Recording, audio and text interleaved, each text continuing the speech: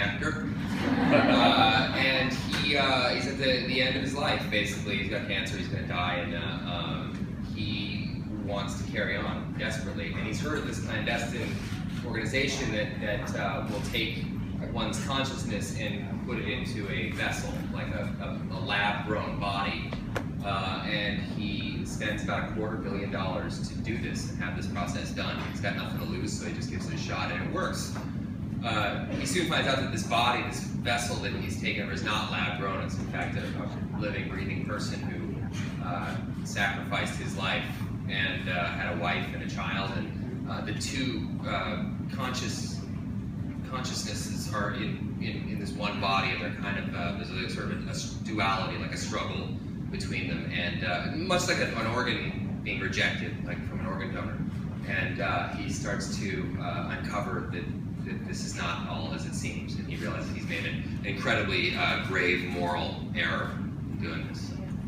But first, you know, an older man in a younger man's body, he has some fun, he goes back into his, you know, his 20s, 30s. Yeah. How is that for you to kind of like, you know, do the opposite of what's normal? So you have an older brain in a younger man's body. How is that to perform? It was a strange thing. Like Ben and I had spoken a little bit about how we were going to sort of approach this, and you know, it's at the end of the day, you just kind of think like, what, you know, if somebody was in their 70s and they had this opportunity to just kind of be relaxed and let go. All they've done their entire life is work.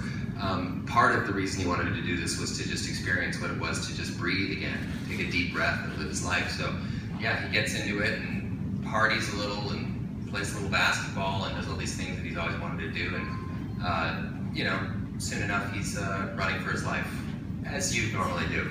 So, I was gonna say there's a lot of action, a lot of cool stunts with cars, and there's lots of guns going on. Tell me about preparing for that. Did you have to, you play sort of an, I don't want to give much away, it's very difficult to bounce around these spoilers, but yeah. you know, you play two men and one of these men is pretty fit. Yeah, well, it turns out that the host body that he's in too is actually kind of he was an army guy, he was a Marine, and he joined this company or this group of people and donated his body in exchange for an enormous amount of money that would save his own daughter's life, who was terminally ill. So he did it for altruistic reasons, whereas Ben Kingsley's character did it for the opposite. He was very nefarious in the reasons he wanted to do it. So yeah, it does have a lot of action and a lot of, you know, stunts and car chases and stuff that just so goes over my head when we're shooting. I just kind of, you know, let these amazing stunt coordinators and such sort of take care of it for me. But you know, I'm not one of those guys that absolutely insists, like Tom Cruise, to be hanging on the outside of the 747. I do have a 6-month-old daughter I need to raise, so yeah. But yeah, you try to do as much as you can. You do as much as they'll legally let you. I don't know who Tom Cruise's lawyer is, but clearly he gets to do things that us mortals don't. He might be his own lawyer.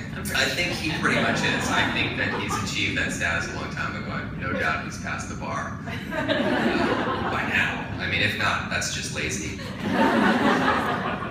So yeah, this is very much a